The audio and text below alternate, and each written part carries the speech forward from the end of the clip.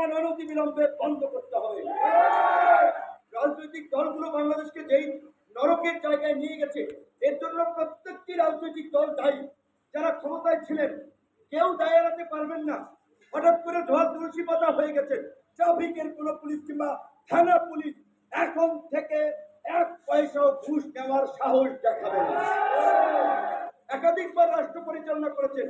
আজকে এখন আমি কথা বললে অনেকে মাইন্ড করবে, আবার আমার বিরুদ্ধে লেগে যাবে, কারণ তাদের পয়সা পাতি আছে, নিউজ করাইবে আমার বিরুদ্ধে, লোক লেলিয়ে দিবে। কাজে সেই ক্ষেত্রে এখন আমাদের মতো ছোট মানুষের কথা বলা খুব ঝুঁকিপূর্ণ। এইখানে প্রথম আলোতে আপনার এই যে 22 অগস্ট একটা নিউজ হয়েছে, পরিবহনে চাঁদাবাজির হাত বদল আওয়ামী লীগ থেকে বিএনপি। এটা আমার কথা না, প্রথম আলো বাংলাদেশের লিডিং পত্রিকা নিউজ করেছে। তাহলে মানে কি লাভ হলো যে এই দখলদারি চাঁদাবাজি যদি একজনের হাত থেকে আরেকজনের হাতে যদি চলে যায় এবং সেটা যদি চলতে থাকে। আমি একইভাবে একটা পত্রিকার রেফারেন্স দিয়েছি, আরো কয়েকটি নিউজ করেছিলাম। আপনারা জানেন যে পরিবহন খাতের সন্ত্রাসী বলেন, মাফিয়া বলেন, গডফাদার বলেন, সেটি ছিলেন ঢাকা মহানগর দক্ষিণের সহসভাপতি এবং এই যে সড়ক পরিবহন শ্রমিক এই দোকানের জোর করে যে দোকানদার ছিলেন খন্দকার এনায়েতুল্লাহ। তার গত 15 বছর আগের সাংবাদিক ভাই সহ সবাইকে বলছি, আমার কথা বিশ্বাস করা লাগবে না। 15 বছর আগে সে কয়েক কোটি টাকার মালিক ছিল, আর এখন কয়েক হাজার কোটি টাকার মালিক হয়েছে।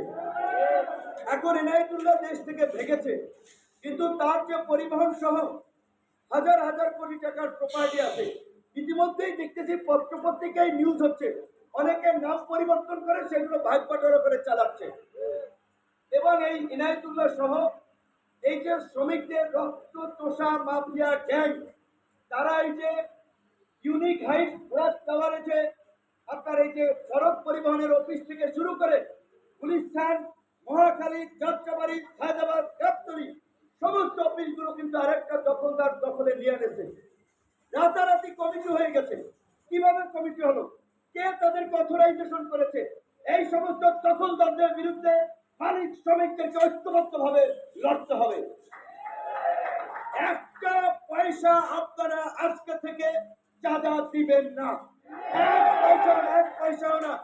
আমরা জানি এই ওপেন সিক্রেট ব্যাপার, পরিবহনের যে চাঁদা প্রতি বছর টিআইবির মতো একটি গবেষণা প্রতিষ্ঠান পরিষ্কারভাবে তথ্যের উপরে ডিপেন্ড করছে 1855 কোটি টাকা প্রতি বছর এই যে চাঁদা ওঠে এখান থেকে।